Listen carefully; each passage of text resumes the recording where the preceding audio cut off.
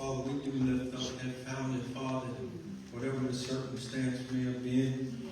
And God, we pray that your peace, your comfort, and their life would be present. And Lord God, we thank you for your presence tonight among us, dwelling in our hearts forever. Lord Jesus, we pray that you would speak to us through your word, and that, Father, we will be edified and built up in our faith. And for those, God, that may be watching online, whether it's today, tomorrow, or years from now, you will it, God, we pray that that soul will be encouraged. We look towards you. Even as you said in your word, set your affections on things above, not on things on the earth. And God, a lot of times, Lord, that can be challenging. But Lord, all things are possible through your grace. And we believe that tonight. We open our hearts to you. And we pray, Father, that you will speak, strengthen, settle, and establish as only you can. In Jesus' name. Amen. Amen. If you have the Bibles, turn with me to Psalm 121. And I want to talk to us tonight briefly from the thought, because the Lord is with us, he will also help us. Remember this past Sunday we talked from the thought, the Lord is with us. Amen. Y'all remember that? The Lord is with us. And this is kind of like the second part of a sequel to that. Because the Lord is with us, he will also help us. Psalm 121, David says this. He says, I will lift up mine eyes unto the hills, from whence cometh my help. My help cometh from the Lord, which made heaven and earth. He will not suffer thy foot to be moved. He that keepeth thee will not slumber. Behold, he that keepeth Israel shall neither slumber nor sleep. The Lord is thy keeper, verse 5. The Lord is thy shade upon thy right hand. The sun shall not smite thee by day, nor the moon by night. The Lord shall preserve thee from all evil. He shall preserve thy soul. The Lord shall preserve thy going out and thy coming in from this time forth and even forevermore. Amen. Ain't that good? God is a keeper, and he's a helper. What brought this thought to my mind is right now I'm right in the middle of a huge project, and the undertaking is not easy. I'm working at night. As a matter of fact, when I leave here, I'm going to go work. Been working all day. But when I go do this kind of work, it's 2-3 hours. Sometimes it just depends on what I run into. But I've been working at night, and normally I have the leverage to make my own schedule. And I always build right around this, amen. Right around, ministry and so forth. Now I can't do it at that time. They wanted me to be there earlier today. And I said, no, tonight is church. I'll see y'all later. Oh, okay, no, God. So, but I normally have more leverage than this, because if it's up to me, I ain't going to be doing it. But it's every day of the week, and we're still having to work during the day. It's rare that this happens, but they do come like that every now and again. Now, at the outset of this particular project, I was saying to myself anxiously, I don't know how I'm going to do this.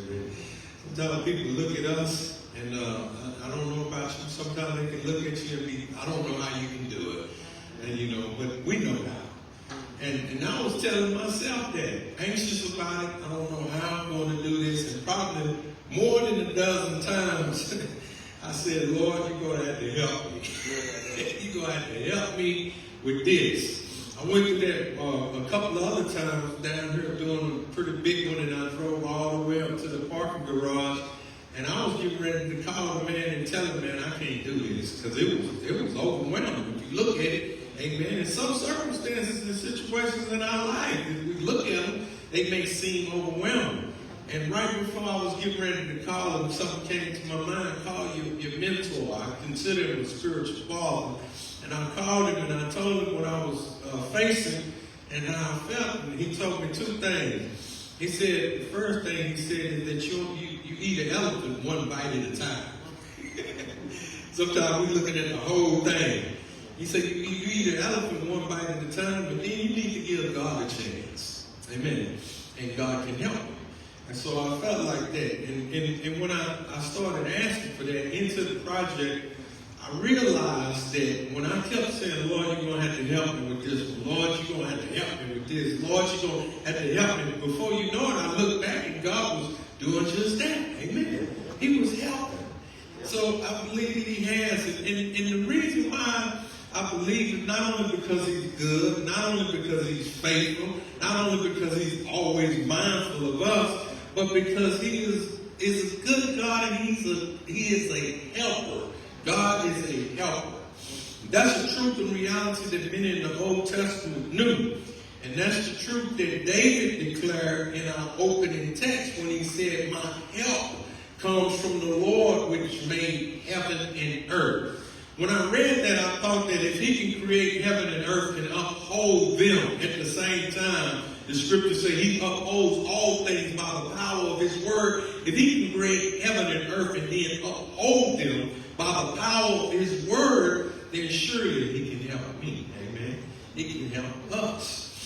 Being a help to his people is something that he has promised and something that he is committed to. We saw that from our closing text this past Sunday.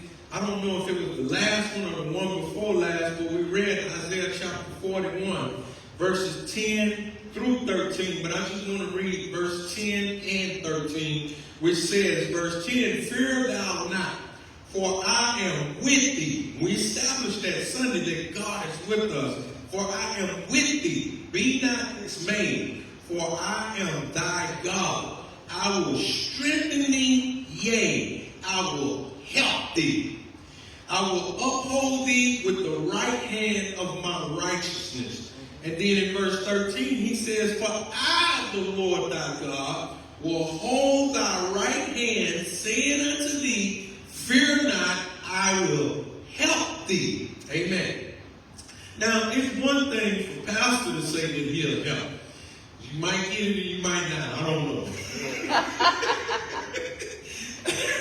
But when God says that I will help you, you can take that to the bank. And God is, because he has committed himself to be the helper of his people. Amen. Y'all still with us?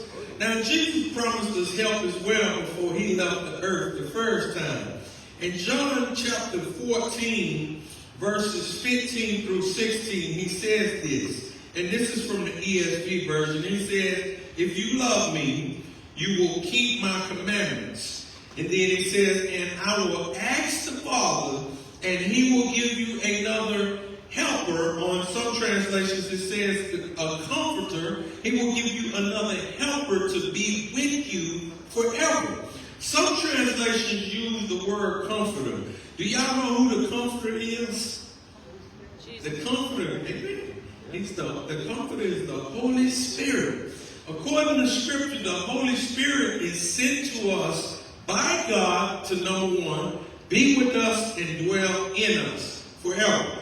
Verses John 14, 16 through 17, it says, and I will pray the Father, and he shall give you another comforter. It uses the word another because that's what Jesus was. He was a comforter, he was a helper, an intercessor, and all those things, and he still is. And he shall give you another comforter that he may abide with you forever, being in us, not temporal, as in the Old Testament, he would come upon people, and it was a temporal covering of dwelling, but now he has come to dwell within us. So he will be with you forever. Verse 17, even the Spirit of truth, whom the world cannot receive, because it seeth him not, neither knoweth him, but ye know him, for he dwelleth with you and shall be in you.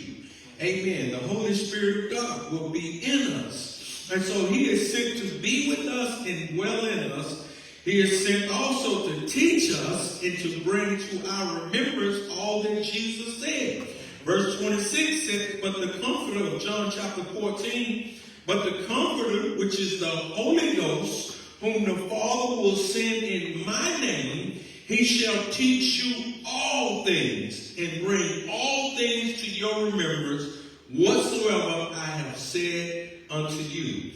And then so now is he sent, the Holy Spirit sent to be with us and dwell in us, but he's also sent to teach us and bring to our remembrance all that Jesus said.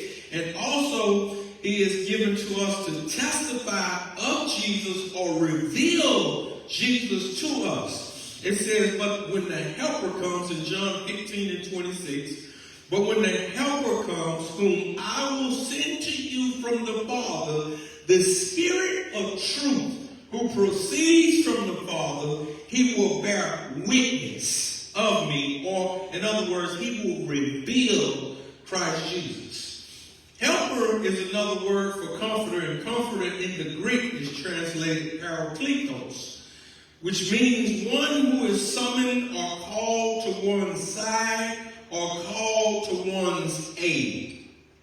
It can also mean one who pleads another's cause before a judge, a pleader, counsel for defense, legal assistant, or advocate. Amen. So it can also mean or one who pleads another's cause with one, or an intercessor. Romans 8 and 26 and 27 reads like this. In the same way, the Spirit comes to us and helps us in our weakness. We do not know what prayer to offer or how to offer it as we should, but the Spirit himself knows our need and at the right time intercedes on our behalf with sighs and groanings too deep for words. Amen.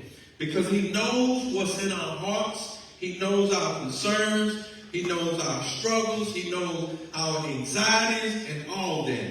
And he's able to help us in this way. I highlighted a footnote in my Bible, and I wanted to read this concerning those two verses that I just read. It says, in our weaknesses, we have the help, there go that word again, of the Spirit. Jesus is our intercessor in heaven, according to Hebrews 7 and 25. And the Spirit is our intercessor on earth within our hearts. We are limited and ignorant. I don't know if I like that when I read that and said that. We're limited and ignorant. It says we are limited and ignorant. In other words, we don't know everything. And we are limited by humanity. We are limited and ignorant, but the Spirit uses unspoken groanings to communicate our needs. Now, this footnote says this is not speaking in tongues. It may not be in particular, but we know that God does use utterance by the speaking in tongues. We believe that. Amen. Amen. I'm going to start traveling that way, but let me stop. Let me come back here. This is not speaking in tongues of glossolalia. It is instead wordless. Our Heavenly Father knows what is happening in our lives and within the deep recesses of our personalities. The Spirit's requests are always in agreement with the will of God and are always answered. Amen. Have you ever been in a situation where you just didn't have no peace of mind? Amen. Have you ever been there? You ever been in a situation where you was anxious or frustrated? Amen. Am I talking to the right church? Or frustrated or something? You know, and the Lord knows that. And sometimes we get in situations and we get to the point within our own being where we're frustrated beyond measure, or we just don't have peace and we're filled with anxiety and so forth. And all we have is the ability, you know, within our own self, the ability to just gasp out a sigh. Lord, just, ooh, please help me. Lord, you ain't never said that before. Amen. Lord, I need your help. Well, God knows, and He is there to help. Now, let's as we get ready to come on out, a helper in the widest sense by the Holy Spirit. And we know that the Holy Spirit, when he came, he took the place of Jesus Christ. Jesus, when he was on earth, he said that it is expedient. In John 16:7, he said it is expedient or important that I go away, because if I don't go, then the helper or the Holy Spirit will not come to you. So he came to take Jesus' place, take the place of Christ himself. And with the apostles, he came so that for two reasons: that he might lead them to a deeper knowledge of the gospel of truth. And if you look closely at the gospel of truth, the love of God is revealed in the gospel of truth. Amen. And so the Holy Spirit comes to lead us into a deeper knowledge of the gospel, and also to give us, just as well as them, divine strength that is needed to enable us to undergo trials and persecutions on the behalf of the kingdom of God, as well as strength and power to keep his commandments. Jesus said, keep these commandments. You love me, keep my commandments. But we can't keep the commandments in and of our own selves. The Holy Spirit comes to help us. Amen. It's only through God's help that we can continue on in doing of his will, in the doing of his will. This is something that the Apostle Paul testified to King Agrippa as he told of his conversion.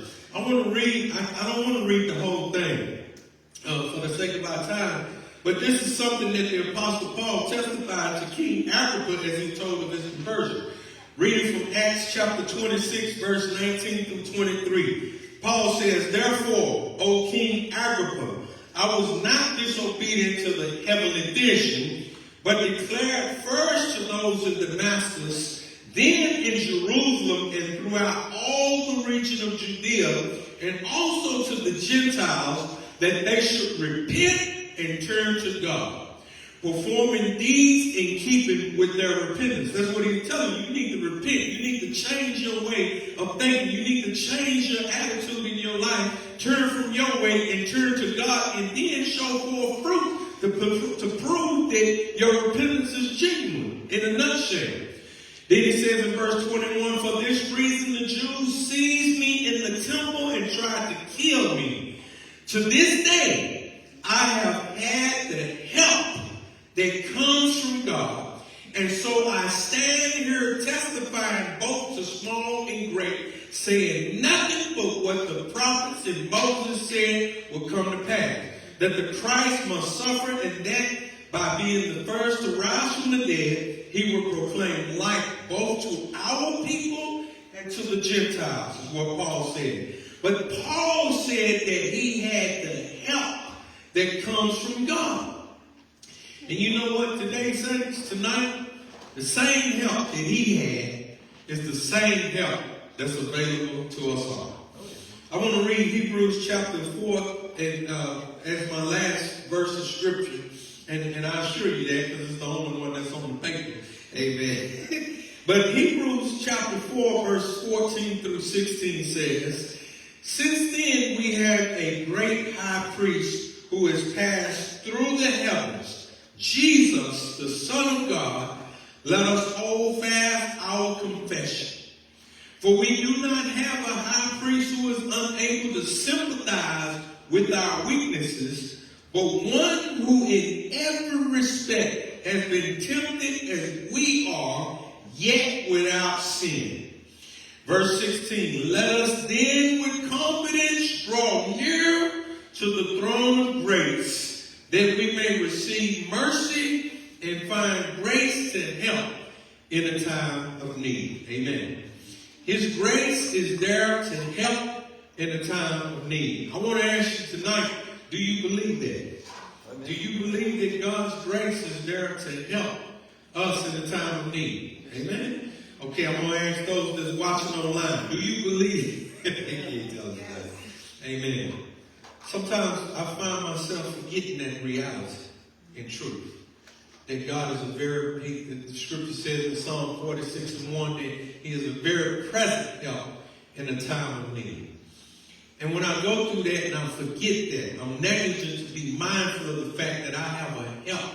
I have someone to help me through circumstances and situations. I have someone to help me to have peace of mind. I have someone to help me to love someone that may be difficult and unlovable to me. I have someone to help me in that. I have someone to help me in my endeavors in ministry and work. And so we have someone to help us. Amen. We are not a helpless people here in this earth. But we have the God of all creation who is there to help us in whatever it is that we need that help in. That's what the scripture says, that we can come to the throne of grace to receive mercy and find grace to help in the time of need. Amen. Don't be like me. Try to go through it all on my own, and then it take a whole lot, and then I'll figure out, wait a minute, man, why are you trying to do it on your own? Because God is there to help. Let me ask y'all this question. Do you ever have need? Do you ever have times of need? Amen. The Lord is with us to help us in every time of need. Amen. Let me say this, share this in closing. I don't know. I'll be transparent with y'all a lot of times on different things that I go through and experience. And I think it's for the sake of just, number one, helping to get the point of the truth that I'm trying to share across. And then number two, so that you and I both might realize that, man, we're not by ourselves. Man, I would beat myself up because I got mad and upset, and then I heard Pastor say he was frustrated. So I am human, that's all, amen. But we have somebody to help. And I had to realize that sometimes, we encounter people or circumstances that are difficult. And when the Lord had dropped this in my spirit, He gave me a chance to exercise the truth of what it was that He had revealed to me. And somebody walked in, and I'm telling you, I don't know if you had people in your life that you just wasn't too particular about. Amen. And maybe not you. But I seen that person walk in, and man, in my mind I heard, oh Lord. And on the inside that thing, but then right behind that, because I had got a hold of the truth, I said, Lord, help me. Amen. Help me to love the individual. Help me to show Christ. Help me to do whatever it is that you would have me to do in this situation. Help me. And the next thing you know, man, we ended up in a conversation. I don't even know how it happened. We just ended up in a conversation, and all that frustration, all that anxiety, all that stuff was gone. Amen. Because I believe that the Lord came alongside. That's what the Holy Spirit does to help. Amen. And so because the Lord is with us, He will also help us. I don't know what your need is tonight. But just know that you and I, we have a God that is able to help us. Amen. When I came in here and I seemed like we didn't have Wednesday nights, but a little bit more, and even on Sundays when it's, and I'll be, man, Lord, just help me not to even focus on it. Help me to focus on you, because that's why I'm here. Amen. That's why you're here, to focus on the Lord. Help me to focus on that, Lord, and forget everything else. Because I believe that, and I know you do too, believe tonight that the Lord is building something within us, and He's building something around us. But just know that He is there to help us. Amen. Whenever we have a time of need. Father, we come to you tonight in Jesus' name, Lord, and just want to thank you, Father, for your word. And thank you, Lord, for just the truth of such, Lord. Help us, God, we ask and pray, to grasp a hold of the reality of your help, of your desire to help us, Lord, of your ability to help us, of your promise to help us, Father God. Help us, Lord. Help us to be the people that you have called us to be. Help us to be the church that you have called us to be. Help us to be the saints and the Christians that you have called and desired us to be. Help us, Lord, to fulfill our ministry. Help us to fulfill whatever endeavors and hats that you have given us, whether it be the hat of a father, whether it be the hat of a minister, whether it be the hat of a good co-worker, whatever it may be, Father God, we ask in the name of Jesus that you will help us to be just that, Lord. And God, help us to remember, Father God, when it's difficult, when it's challenging, that, Lord, we can depend on you to help us, Lord. You didn't leave us to ourselves, and we thank you for that tonight, Father God. Help us, Lord, to pray. Help us to read your word, Lord. Help us to meditate in your truth. Help us to show the love of Christ Jesus. Help us to repent, Father God. Help us, Lord, to acknowledge when we're wrong, God. Help us, Lord, to be transparent with you and to submit to you, Lord. Help us in every way, Father God. Help us to be bold, Lord. Help us to witness, Father God. Help us to share Christ with those, Lord, that we have been reluctant to do so with. Help us, Lord. We pray, Father, that you will help us in every area that we need, God. In Jesus' name, we'll set our gaze upon you. We'll set our expectation and hope in you, Lord. Because you're the only one that can help. And I remember my grandmother saying that there is no other help that we know. There is none other like you, Lord God. In Jesus' name, amen. Amen.